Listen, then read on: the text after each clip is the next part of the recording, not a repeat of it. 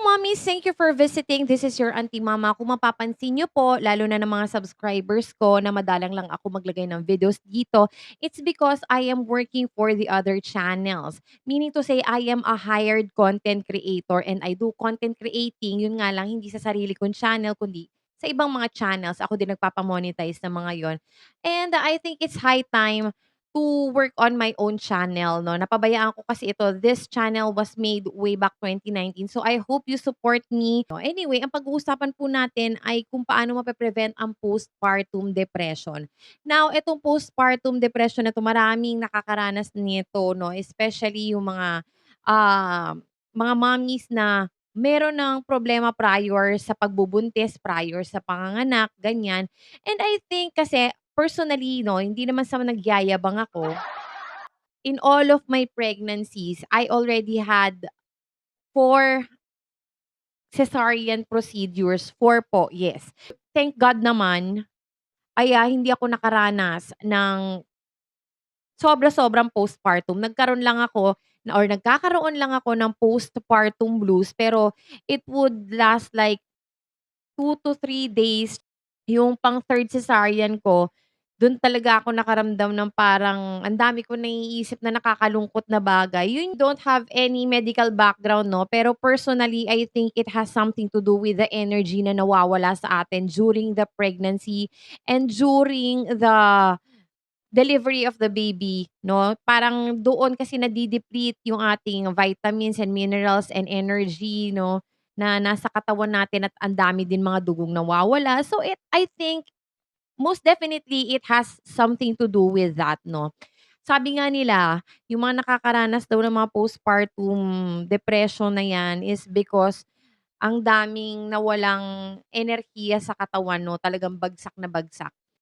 Ang dami kasing factors, eh, 'di ba, yung pag-iire 'no, sa pagde-delivery, yung puyat mo prior to the delivery and right after the delivery dahil nga kapag okey yung baby mo, ikaw na agad yung mag-aalaga nun, hindi ka man lang makapahinga 'no, kasi right after na ma-wear off yung anesthesia, ibibigay na agad sa'yo yung baby mo if everything is fine and okay 'no. Kapagka hindi na kailangan maniko nung baby, iaabot na sa'yo agad yung baby ko na mag-aalaga nun para mapapa-breastfeed mo, 'di ba?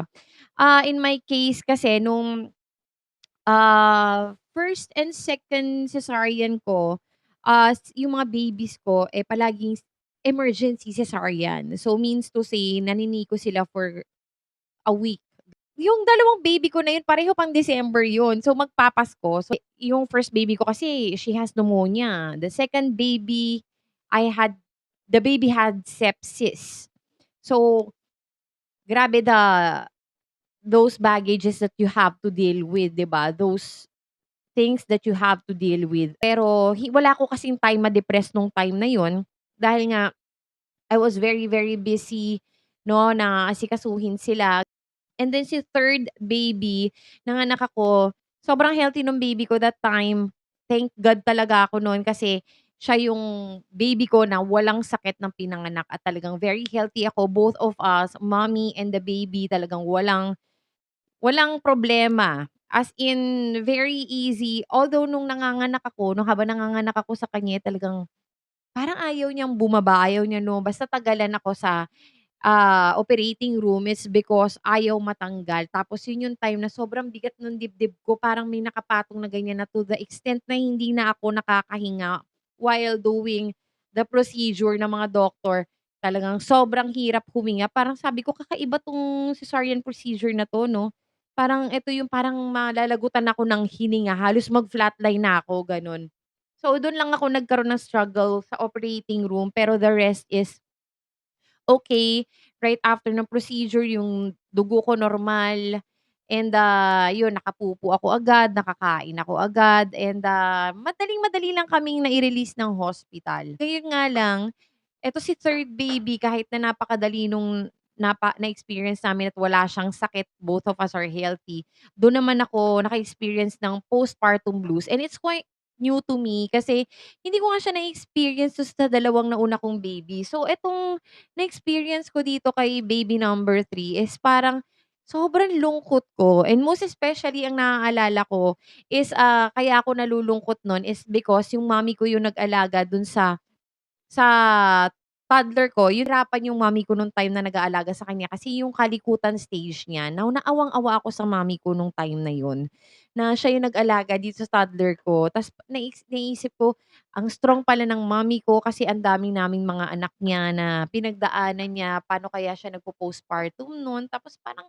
ang sakit-sakit ng dibdib. Yung postpartum ko talaga nun, ang issue nun is yung awa ko sa nanay ko. And, yung tungkol sa baby ko 'pag nakikita ko siya na alam mo yung wala lang reason, nalulungkot ka na sana mabigay mo sa kanya lahat. Yung gano'n, nagwi-wish ka ng maganda para sa baby mo 'pag nakita mo siya, gano'n.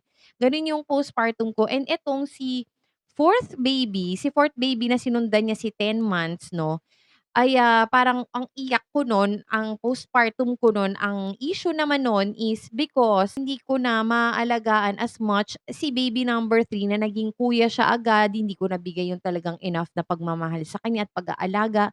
So, parang dun ako nalulungkot, yun yung postpartum ko kasi nakikita ko yung baby ko humahabol-habol sa akin 'no.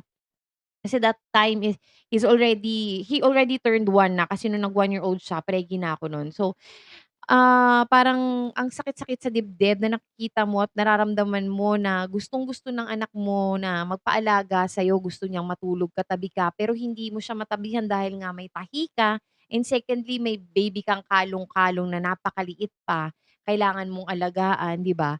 So, I think in conclusion, dito sa mga nararanasan nating mga pagpo-postpartum blues man 'yan o depression man 'yan, siguro mapapayo ko lang sa inyo is take your vitamins and take more water 'no. Kasi yung mga nade-deplete nga na vitamins and energy at, yung kung ano-ano man na kailangan natin, yung iron most especially, yung iron talaga malaking tulong talaga 'yan kasi sa iron ako nakabawi. Now, so ang napansin ko kasi is yun talaga yung nakatulong sa'kin 'no, kasi hindi ako masyado sa vitamin C 'no, dahil nga napapansin ko iba yung effect sa'kin nung iniinom ko na vitamin C 'no, napapalakas ako ng kain. Now, eto talaga yung iron vitamins is talagang yun talaga yung every time that I'm feeling low, 'di ba kaya nga yung component ng stress tabs, eh, iron talaga.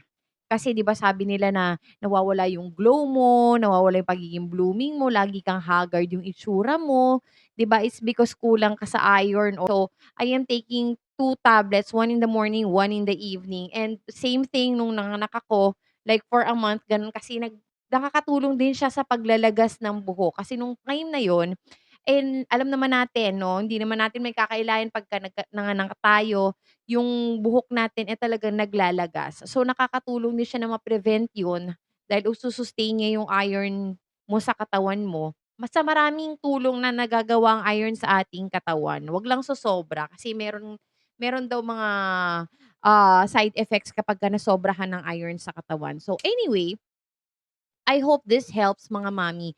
At, kapit lang at, yakap ng mahigpit sa mga mommies na nagdadaan sa postpartum dahil alam na alam natin na hindi madali talaga ang panganganak at pagkakaroon ng baby 'no. Dun pa lang sa pagbubuntis, eh, talagang napaka-struggle na talaga 'no at, lahat gagawin natin alang-alang sa ating mga anak. So, thank you so much for joining me in this vlog. I'll see you on my next one. Please don't forget to subscribe. Hugs to your babies, mommy. Thank you. Bye-bye.